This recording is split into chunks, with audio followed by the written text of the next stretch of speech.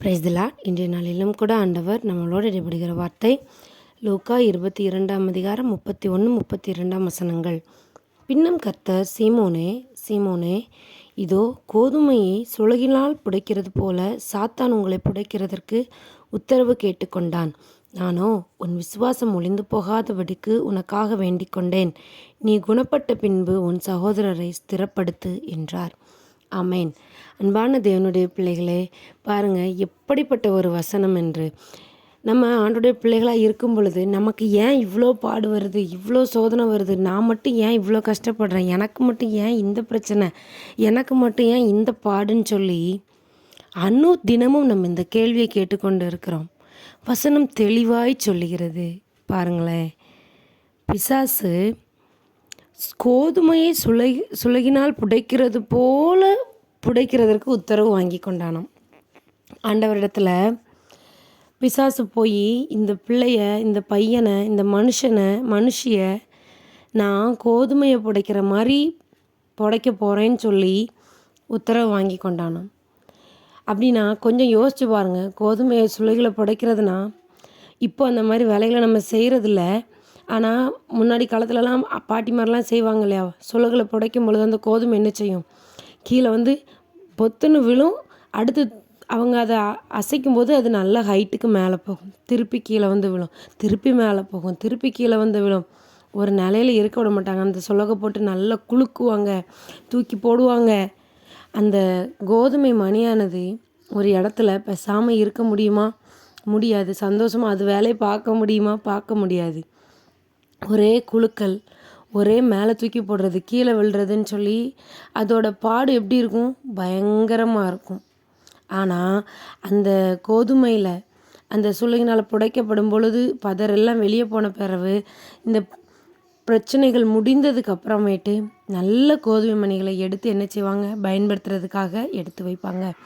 அதே போல தான் இன்றைக்கி நம்ம படுகிற பாடுகளும் பிரயாசங்களும் நம்மளுடைய துன்பங்களும் நம்முடைய மேன்மைக்காக, ஆண்டவர் நமக்கு வைத்திருக்கிற ஒரு மேன்மைக்காக தான். ஆண்டவர் என் பிள்ளை என்ன செஞ்சாலும் என்னை விட்டு போக மாட்டான், நீ எவ்வளவு பாடுபடுத்தினாலும், எவ்வளவு நிந்தனைகளை அனுமதித்தாலும், எவ்வளவு பிரச்சனைகளை கொண்டு வந்தாலும் என் பிள்ளை என்னை விட்டு போக மாட்டான் அப்படிங்கிற நம்பிக்கையினால் ஆண்டவர் உத்தரவு கொடுத்துருக்கிறார். நீ என்ன வேணாலும் செஞ்சுப்பார், என் பிள்ளை அது அப்படின்னு சொல்லி. நம்ம அந்த ஆண்டவர் நமக்கு கொடுத்த சாட்சிக்கு உண்மை உள்ளவர்களாக இருக்கிறோமா? கொஞ்சம் யோசிச்சு பாருங்களேன். ஆண்டவர் அடுத்த வசனத்தில் சொல்கிறார் பாருங்க, நானோ உன் விசுவாசம் ஒளிந்து போகாதபடிக்கு உனக்காக வேண்டிக் கொண்டேன். உத்தரவு கொடுத்துட்டு எப்படியோ நீயே உன்னைய பார்த்துக்கோ அப்படின்னு சொல்லி ஆண்டவர் விடலை. உன்னுடைய விசுவாசம் ஒளிந்து போகாதபடிக்கு நான் வேண்டிக் கொண்டேன். விசுவாசம் மட்டும் ரொம்ப ரொம்ப போதுமானது. அந்த நம்பிக்கை நம்ம கஷ்டம் வந்தோடனே என்ன நினைப்போம், ஆண்டவர் என்னை மறந்துட்டாரு, அவரை நம்பி உட்கார்ந்துட்டுருக்கனே, இந்த நம்பிக்கைக்கு என்றைக்கு ஒரு பதில் கிடைக்க போகுதுன்னு சொல்லி நம்முடைய விசுவாசம் என்ன செஞ்சிடும், தன்னால் குறைஞ்சிரும். ஆனால் அந்த விசுவாசம் ஒளிந்து போகாதபடிக்கு நான் என்ன செஞ்சேன், உனக்காக வேண்டிக் கொண்டேன். ஆண்டவர் நமக்காக வேண்டிக் கொண்டார். அதனால் அந்த விசுவாசத்தை மட்டும் நம்ம காத்து கொண்டோன்னு சொன்னால் நம்ம ஸ்திரப்பட்ட பிறகு நம்முடைய சகோதரையும் என்ன செய்யணுமா, ஸ்திரப்படுத்தணுமா. நம்மளுடைய விசுவாச வாழ்க்கையில் உறுதியாய் நின்ற பிறகு நம்ம கூட இருக்கிற மற்றவர்களையும் நம்ம இப்படி தான் இருக்கும் கிறிஸ்தவ வாழ்க்கை, ஆனால் பாரு நான் இப்படி இருந்தேன், ஆண்டவர் என்னைய இந்த மாதிரி வழி நடத்தி எனக்கு இந்த ஆசீர்வாதத்தை கொடுத்தாருன்னு சொல்லி நம்முடைய சாட்சிகளை கொண்டு மற்றவர்களை ஸ்திரப்படுத்தும் விதமாய் ஆண்டவர் நம்மை உயர்த்துவார், நம்முடைய வழிகளை செவ்வையாக்குவார். அதனால் இன்றைக்கு உள்ள பாடுகளை நினைத்து ஒரு பொழுதும் கவலைப்படாதீங்க. கஷ்டமாக தான் இருக்கும், இல்லைன்னு சொல்லலை. ஆனால் ஆண்டவரிடத்தில் உள்ள விசுவாசத்தில் உறுதியாக நிலைத்திருங்க. அவர் நம்ம கூட இருக்கிறார். நமக்காக வேண்டுதல் செய்கிற பரிசுத்த ஆவியாக்கி தேற்றரவாள நம்மளோடு இருக்கும் பொழுது நமக்கு வேறு என்ன வேணும் சொல்லுங்களேன்.